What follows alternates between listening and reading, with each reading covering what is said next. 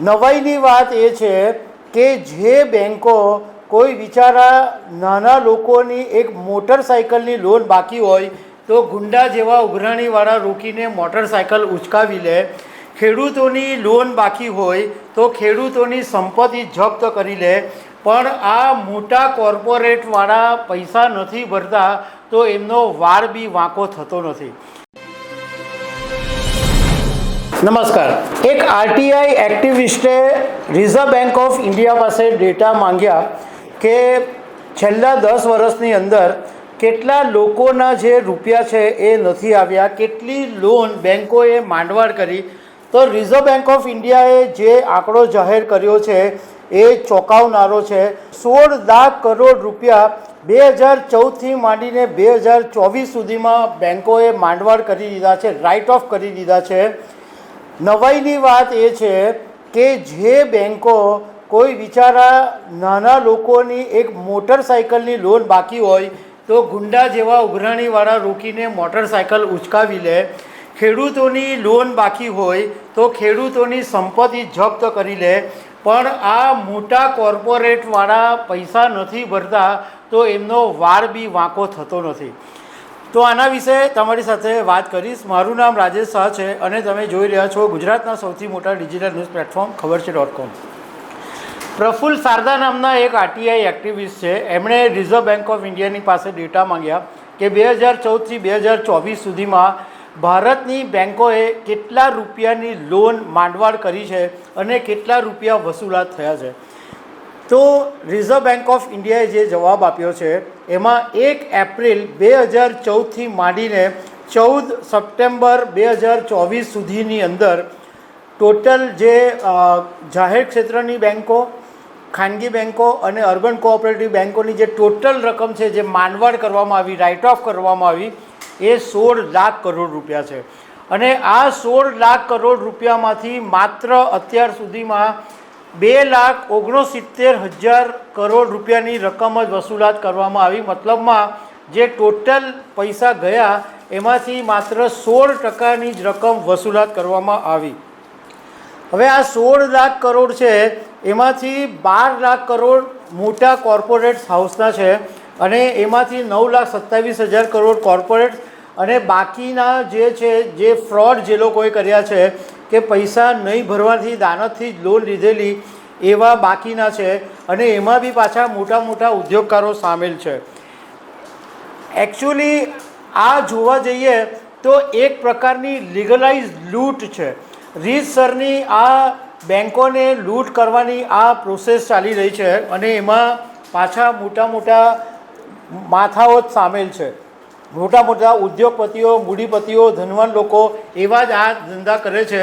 બાકી સામાન્ય માણસ બિચારો એકદમ જેન્યુઅનલી પોતાની લોન ભરી દે છે અને બેન્કો જો જરાક એકાદ હપ્તા ચૂકી જાય કે 2 હપ્તા ચૂકી જાય તો ઉઘરાણી કરવા માંડે છે અને વધારે પૈસા, વધારે હપ્તા ચડી જાય તો ઉઘરાણીવાળાને મોકલીને બાઇક ઉચકાવી લે, કાર ઉચકાવી લે છે।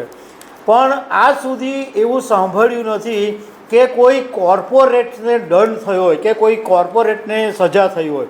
હવે આ જે 16 લાખ કરોડની જે રકમ છે એ આપણા જે ભારત દેશનું જે શિક્ષણનું બજેટ છે એના કરતાં 40% વધારે છે અને હેલ્થનું બજેટ પણ આ 16 લાખ કરતાં ઓછું છે।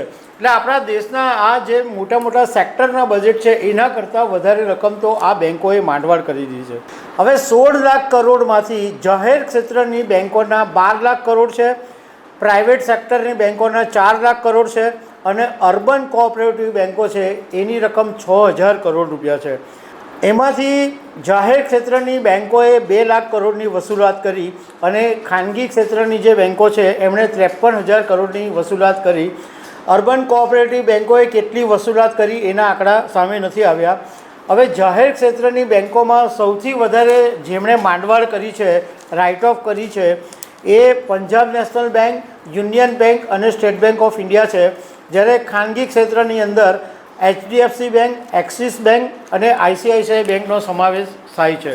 હવે રાઇટ ઓફનો મતલબ એમ થાય છે કે જ્યારે પ્રિન્સિપલ એમાઉન્ટ અને વ્યાજની એમાઉન્ટ ભરાતી નહીં હોય, એના જે લોનના હપ્તા છે એ આવતા નહીં હોય ત્યારે એને સૌથી પહેલાં બેડ લોન તરીકે જાહેર કરવામાં આવે અને બેડ લોન પછી પણ 90 દિવસ સુધી એમાઉન્ટ નહીં આવે તો એને NPA એટલે નોન પરફોર્મિંગ એસેટ તરીકે જાહેર કરવામાં આવે.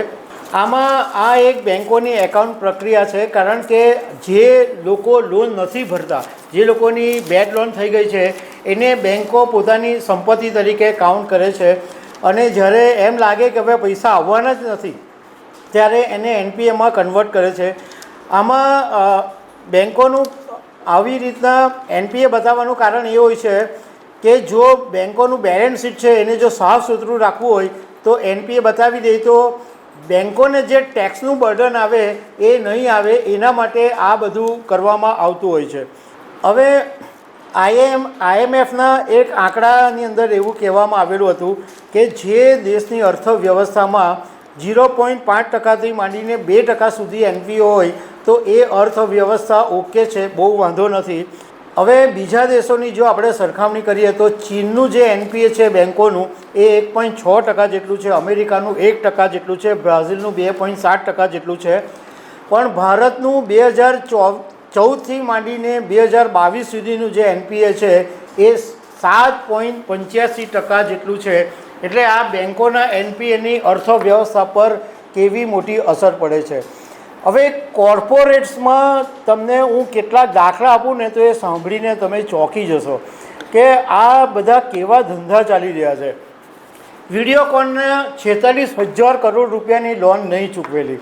હવે આ વિડીયોકોને 46,000 કરોડ નહીં ચૂકવા તો વેદાંતા ગ્રુપના જે અનિલ અગ્રવાલ છે એની કંપનીએ માત્ર 6% રકમ ચૂકવીને આખું વિડીયોકોન હસ્તગત કરી લીધું. એટલે આ બધા મોટા મોટા માથાઓ કેવા ફાયદો ઉઠાવે છે. ABG શિપયાર્ડ 22,800 કરોડ રૂપિયા ચૂકવવાના હતા, પરંતુ બેન્કો માત્ર 5% રકમ એની પાસેથી વસૂલી શકી. અનિલ અંબાણીના 53 બેન્કોની અંદર લગભગ 49,000 કરોડ રૂપિયા ચૂકવવાના હતા અને એની અંદર જ્યારે નેશનલ લિક્વિડિટીમાં આખી વાત ગઈ ત્યારે 455 કરોડ રૂપિયામાં સેટલમેન્ટ થઈ ગયું. બીજું એક ચોંકાવનારી વાત એ સામે આવી કે 10 કંપનીઓ એવી હતી કે જેના 62,000 કરોડ રૂપિયા લિક્વિડેશનમાં ગયેલી હતી. 10 કંપનીઓ, એટલે એની જે ટોટલ એમાઉન્ટ હતી એ 62,000 કરોડ રૂપિયા હતી.